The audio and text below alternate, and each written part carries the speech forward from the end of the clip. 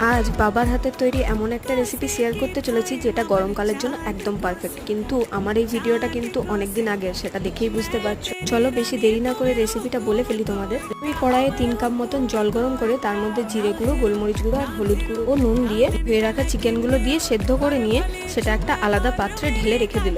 ও বাবা, এরপর দেখি ওই শুকনো কড়াইয়ের মধ্যেই একটা টমেটো কুচি দিয়ে সেটাকে নাড়িয়ে চাড়িয়ে ভালোভাবে তার মধ্যে আবার পেঁয়াজ বাটা, আদা বাটা, লঙ্কা বাটা, রসুন বাটা দিয়ে বেশ খানিকক্ষণ কষালো। তেল কিন্তু এখনো পর্যন্ত দেয়নি। ওর ওই সেদ্ধ করে রাখা চিকেনটাও ছাঁকনি দিয়ে ছেঁকে ছেঁকে দিচ্ছে, মানে স্টুটা কিন্তু দিচ্ছে না।